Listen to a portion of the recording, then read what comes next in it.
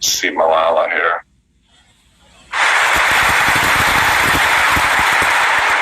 And so what you're going to see in this presentation first is the building of participation momentum. And so one of the things we talk about is that a speaker is responsible for bringing the energy out of the audience. Sometimes when you talk to speakers, they were like, oh yeah, last week I had this great audience. They really were really good energy and they laughed at everything I said. But then a couple days later, they'll come to you and they'll say, oh, it's just a dead audience. The audience just sat there like a bump on the log, like they had no energy whatsoever. It's actually the role of the speaker to bring out the energy in the audience. And when you tell me you have a dead audience, I tell you, well, then you didn't do what you were supposed to do at the beginning of the presentation. And so one might say that the Nobel Peace Prize audience is a bit of a dead audience. These are kind of stuffy people, and they listen to a lot of long, boring speeches. It's not really like a Southern Baptist church audience here. And so we aren't expecting this audience to have a lot of energy, but she is so masterful in the beginning of her presentation that watch all of the things that she does to bring it out. I would like to thank my parents for their unconditional love. Thank you to my father for not clipping my wings and for letting me fly.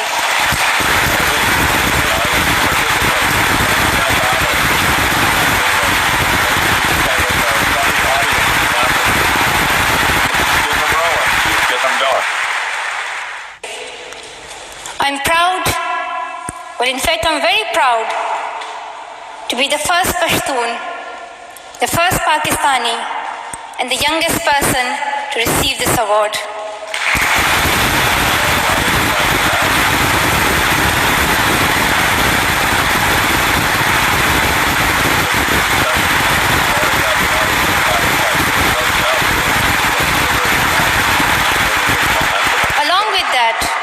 Along with that, I'm pretty certain that I'm also the first recipient of the Nobel Peace Prize who still fights with her younger brothers. So here's the master ordinary and extraordinary. I am a winner of the Nobel Peace Prize, extraordinary, and I still fight with my little brothers. And she's ordinary. It's just a masterful. People always, again, in a short presentation say, well, how do I have time to be ordinary and extraordinary and show you my why? And I always tell them it doesn't take a long time. And at our 2-day story execution workshops, we actually have people practice in one sentence, be ordinary and extraordinary. And if you ever want to see an example of it, there it is. I am a winner of the Nobel Peace Prize, and I still fight with my brother. I want there to be peace everywhere, but my brothers and I are still working on that. A little humor, that's again participation momentum, getting the audience laughing early. I'm also honored to receive this award together with Kailash Satyarthi, who has been a champion for children's rights for a long time. Twice as long, in fact, than I have been alive.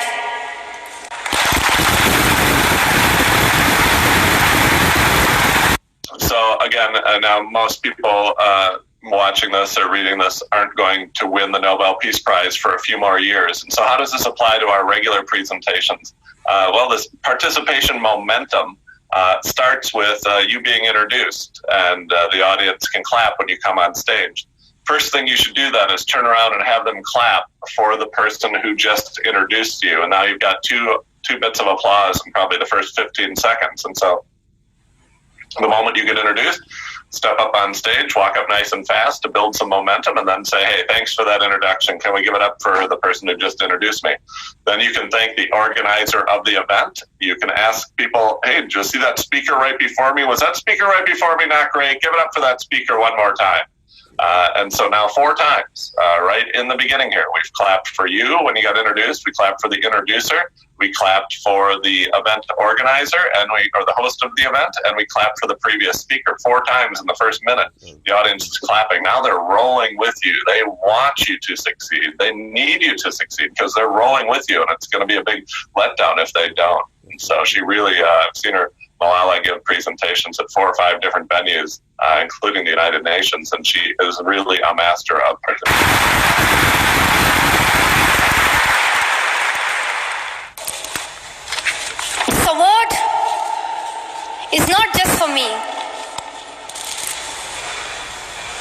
for those forgotten children who want education.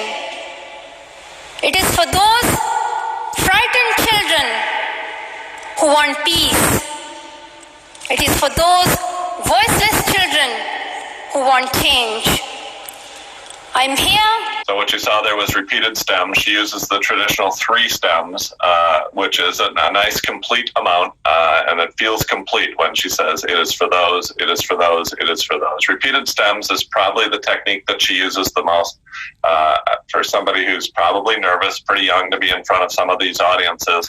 A technique like repeated stems can really help you get your rhythm going. It helps her pick up her little pace again. You'll see that she has a relatively slow speaking style, and one of the reasons I never ask speakers to change their speaking pace. Some speakers speak fast, some speakers speak slow. It's got to sound like you. It's got to feel like you. And when you see Malala in conversation, as normal of conversation as we're going to see when she's talking to Ellen or something like that on Ellen's show, you see that this is her pretty natural speaking pace, kind of a pretty slow like that.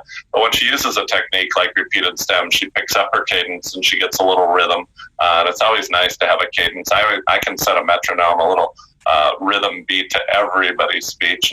And sometimes that rhythm should be slower, and sometimes that rhythm can be faster. Sometimes it's really obvious when you see Bill Clinton speak. Very obvious rhythm in his cadence. With Malala, it's a little bit slower cadence, except when she's using a technique like repeated stems. With the repeated stems, when you mentioned it was useful, or like she's nervous up there, does something like this help somebody who is maybe an earlier stage speaker just kind of navigate and memorize what they're doing? It kind of gives them a place that they can always come back to, or like instead of being like, oh, where's my line, they can always come back to their stem. Exactly. And so the 2 things that I think you can tell when speakers come out of their nerves and just get into it are certain portions that are a little bit memorized or practiced, like this repeated stem, and it helps you build your rhythm because it is for those, gets repeated 3 times so you know what you're saying. The other time is when you're telling stories. Malala is not a real big storyteller. It's not the nature of her presentation. She's not going to tell you a lot of stories. But there's other speakers who, when they're in their content, when they're trying to remember the points that they're supposed to tell, they're a little stiff and wooden. But then when they break into a story, which is them really remembering it, not a memorized portion of their presentation, their whole cadence changes, they move more. And so that's why with a speaker like that, I always try to get them to tell a couple of stories early in their presentation, because it lets all the adrenaline and emotion kind of burn out of you as you tell a story, especially if it's kind of a funny story or an active story. Then you can get into your content and you'll be a whole lot less nervous. So yeah, that's a technique that we'll use with speakers who struggle with nerves and struggle to relax a little bit on stage and be themselves. To raise their voice. It is not time to pity them. It is not time to pity them. It is time to take action. So it becomes the last time. The last time. So it becomes the last time that we see a child deprived of education.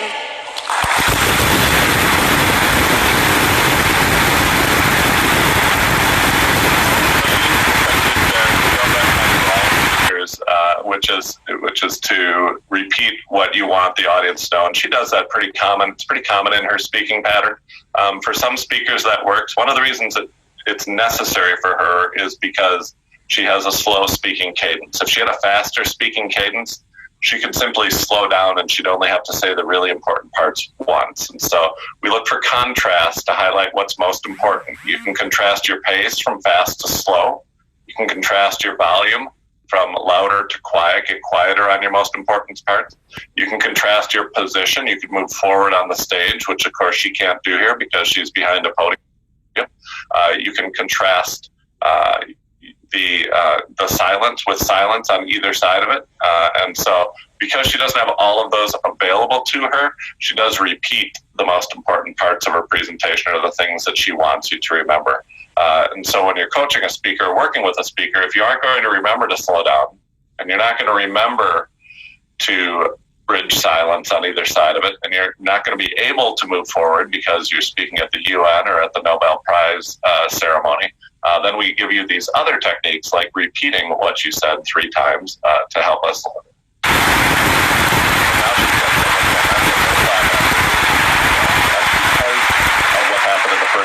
I have found that people describe me in many different ways. Here comes a masterful, ordinary, and extraordinary again. It really is her charm. It's what people just, I mean, obviously you love her story of her bravery and courage of coming back. But the reason people love to listen to her speak is because she does such a great job at ordinary and extraordinary. I have found that people describe me in many different ways. Some people call me the girl who was shot by the Taliban, and some the girl who fought for her rights. Some people call me a Nobel laureate now.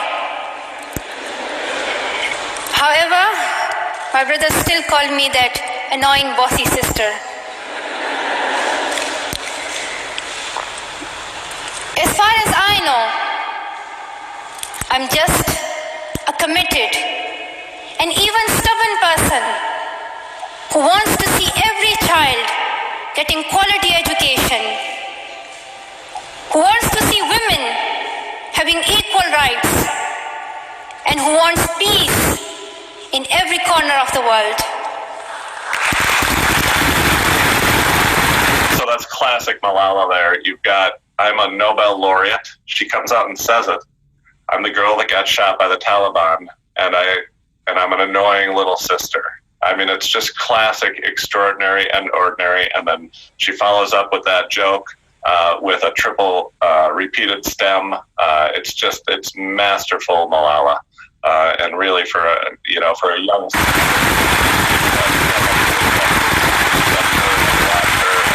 As much as you want, and you will just get better and better. When I was in Swat, it was a place of tourism and beauty. So she's going to paint a contrast. Suddenly changed into a place of terrorism. What the world could be like and what the world is like. I was just 10. That more than 400 schools were destroyed. Women were flogged. People were killed. So one of the techniques we encourage speakers to use is creating contrasts.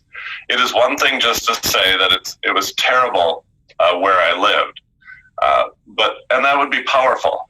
But what's even more powerful is when you contrast how it is with how it could be.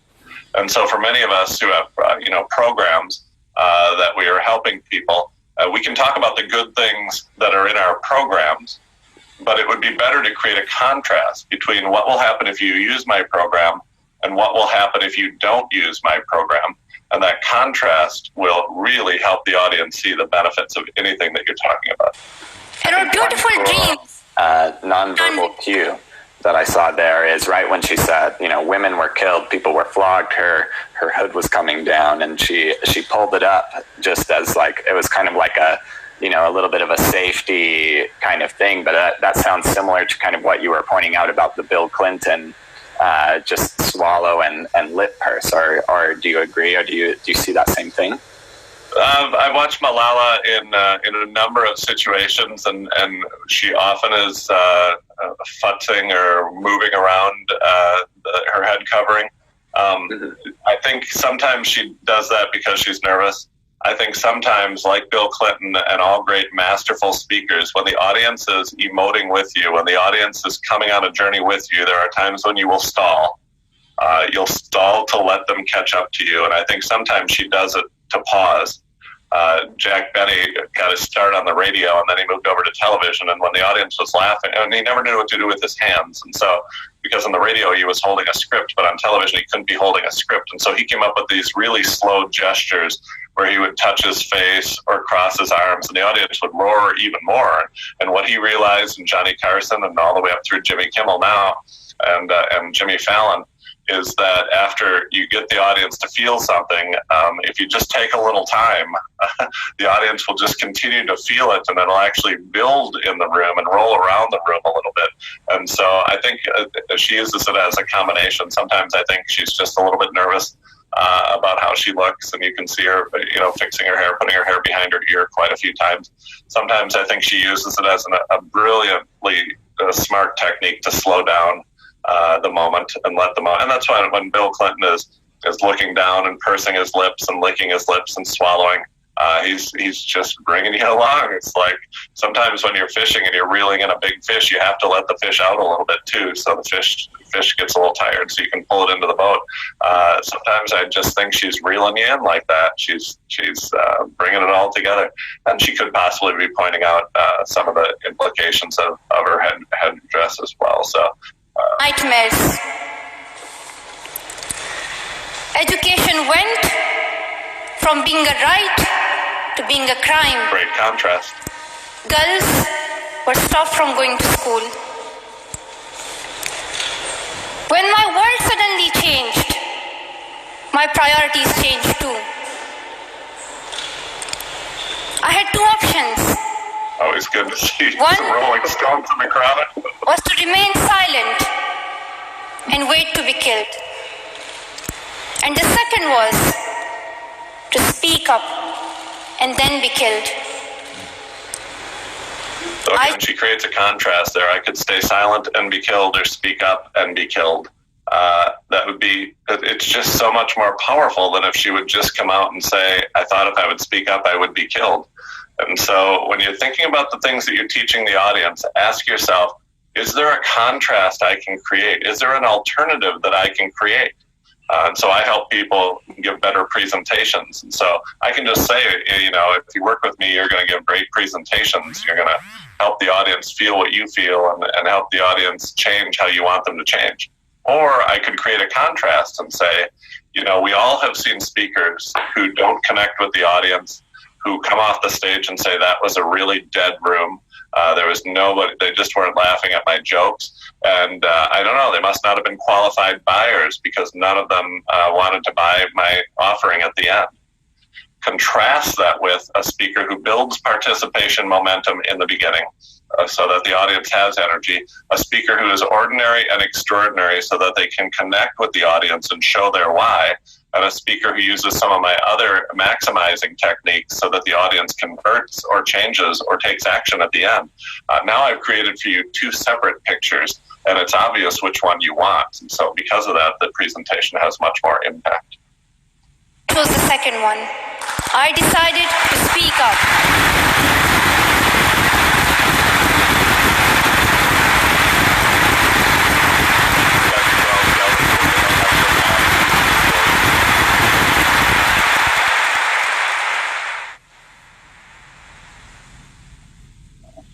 "25 minutes later, she wraps up the whole thing. Let this be the last time that a girl or a boy spends their childhood in a factory. Let this be the last time that a girl is forced into early child marriage. Let this be the last time that a child loses life in war. Let this be the last time that we see a child out of school. Let this end with us. Let's begin this ending together, today, right here, right now. Let's begin this ending now. Thank you so much." And so you just see so many good techniques there. Repeated stems again at the end, recurring back to the repeated stem that she used 2 minutes and 15 seconds into her presentation. That was 30 minutes later. She brought back, "Let this be the last time." You see her building some momentum, picking up her pace. All this, remember, with a young woman who's not speaking her first language, who is younger by 20 years than most of the people in the room. And who was just a girl trying to go to school a year before this, or a couple of years before this, and now she's in front of the UN and in front of the Nobel Prize ceremony giving this presentation. And so Malala, I think, is a real master. She is well taught in her technique.